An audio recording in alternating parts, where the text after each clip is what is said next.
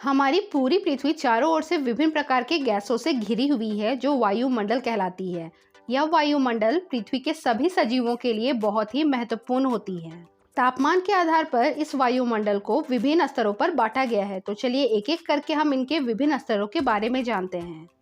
क्षोभ मंडल, क्षोभ सीमा, समताप मंडल, समताप सीमा, मध्य मंडल, आयन मंडल और अंतिम है बाह्य मंडल। क्षोभ मंडल यह पृथ्वी की सबसे निचली सीमा होती है, जिसे अधोमंडल के नाम से भी जाना जाता है, जिसकी ऊंचाई धरातल से 12 किलोमीटर होती है। विषुवत रेखा में यह 18 किलोमीटर होती है, जबकि ध्रुवों पर इसकी ऊंचाई 8 किलोमीटर होती है। इस ऊंचाई में अंतर का कारण संवहनीय धारा है, क्योंकि संवहनीय धारा विषुवत रेखा में पाई जाती है, जबकि ध्रुवों पर ये नहीं पाई जाती है। इसकी उपस्थिति के कारण ही यह ऊंचाई को बढ़ा देता है, इसीलिए विषुवत रेखा में यह 18 किलोमीटर तक पाई जाती है। क्षोभ मंडल इसलिए भी बहुत महत्वपूर्ण होता है क्योंकि जितने भी मौसम संबंधी घटनाएं होती हैं, जैसे वर्षा, गर्जन, आंधी, तूफान, मेघों का बनना, ये सब ही इसी क्षोभ मंडल पर घटित होती है। इस मंडल को परिवर्तन मंडल भी कहते हैं, क्योंकि क्षण क्षण ही इस मंडल पर परिवर्तन होता रहता है। इस मंडल के ऊपरी सीमा में जेट धाराएं चलती है, जो बहुत ही तेज होती हैं। इस परत पर 165 मीटर की ऊंचाई पर 1 डिग्री सेल्सियस तापमान घटता है, जिसे तापमान का ह्रास दर भी कहते हैं। टीजरेंस डी बोट को ही इस मंडल के नामकरण का श्रेय जाता है। इन्होंने ही इसका नामकरण क्षोभ मंडल रखा।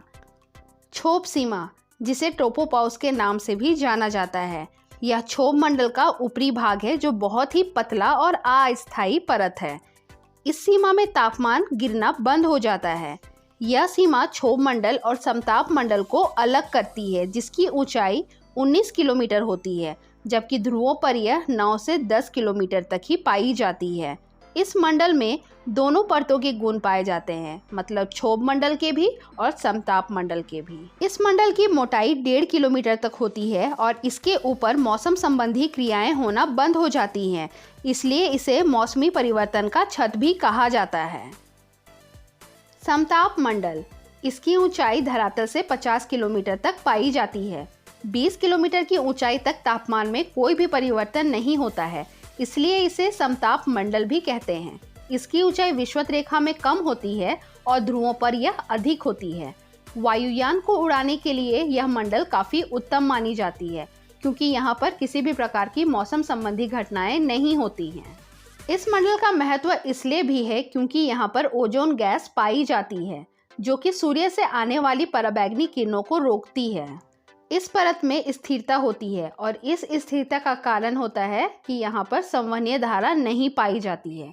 परंतु 20 किलोमीटर की ऊंचाई के बाद तापमान में वृद्धि होने लगती है और इसका कारण ओजोन की उपस्थिति है। ओजोन की उपस्थिति समताप मंडल के ऊपरी भाग में ही है।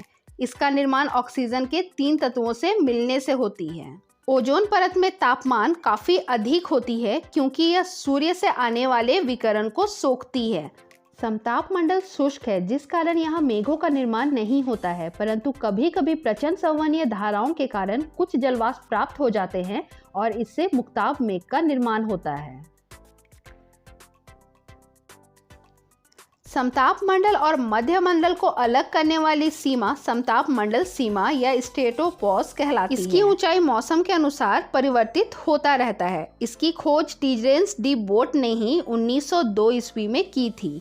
इस सीमा में ओजोन की मात्रा अधिक होती है। इस सीमा में मोतियों जैसे दुर्लभ बादल भी दिखाई पड़ते हैं, क्योंकि इस सीमा में ओजोन गैस पाए जाते हैं, जो कि पराबैंगनी किरणों को रोकती है। इसीलिए इस सीमा को ओजोन मंडल भी कहते हैं। मध्य मंडल, मध्य मंडल की ऊंचाई धरातल से 50 से 80 किलोमीटर तक पाई जाती है। इस परत में तापमान में गिरावट होने लगती है।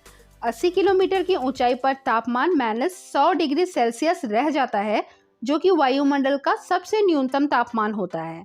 मध्य मंडल ही वह मंडल होती है जहां पर अंतरिक्ष से आने वाली उल्कापिंड जल जाती है। इसके ऊपर सीमा को मध्य मंडल सीमा कहते हैं। इसके ऊपर जाने पर तापमान में फिर से वृद्धि होने लगती है। यह वह मंडल है जहां पर तापीय ह्रास के कारण निशादीप्त मेघ का निर्माण भी कभी कभी होता है। आयन मंडल धरातल से 80 से 640 किलोमीटर की ऊंचाई तक इस आयन मंडल की उपस्थिति पाई जाती है। इस मंडल में विस्मयकारी विद्युतीय एवं चुंबकीय घटनाएं घटित होती हैं। यहाँ के कण विद्युत आवेशित होते हैं जो कि रेडियो तरंगों को परिवर्तित करते हैं, जिस कारण से हम रेडियो पर विभिन्न प्रकार के प्रसारण को सुन पाते हैं।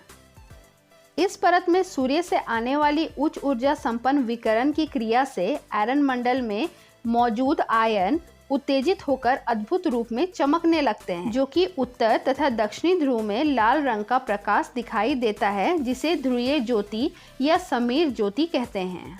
आयन मंडल को पुनः विभिन्न परतों में बांटा गया है, जो कि डी, ई, एफ और जी के नाम से जानी जाती है। डी परत, इसमें दीर्घ तरंगे एवं निम्न आवृत्ति के रेडियो तरंगे परिवर्तित होते हैं। ई परत, यहाँ रेडियो की मध्यम तरंगे परिवर्तित होते हैं। इस परत को कैनली हेविसाइड परत भी कहते हैं। इसे E1, E2 में बांटा जाता है। यहाँ ध्रुवीय प्रकाश की उपस्थिति होती है। एफ परत, इसमें रेडियो की लघु तरंगे परिवर्तित होती है। इसे एफ लीटन परत भी कहते हैं। इसे F1, F2 में बांटा जाता है। जी परत, जिसमें सभी तरंगे परिवर्तित होती हैं, यह सबसे ऊपरी परत होती हैं। बाह्य मंडल, इसकी ऊंचाई 640 किलोमीटर से ऊपर तक पाई जाती है।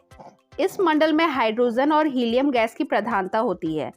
चूंकि यहाँ पर गुरुत्वाकर्षण बिल्कुल क्षीण हो जाता है, जिसके कारण गैसों के कण शून्य में विस्तारित हो जाते हैं। इस मंडल को विस्तार पूर्वक अध्ययन करने का श्रेय लाइमन स्पीटर को जाता है। इस मंडल के बाद और कोई परत नहीं पाई जाती है। यह अंतरिक्ष में विलीन हो जाती है।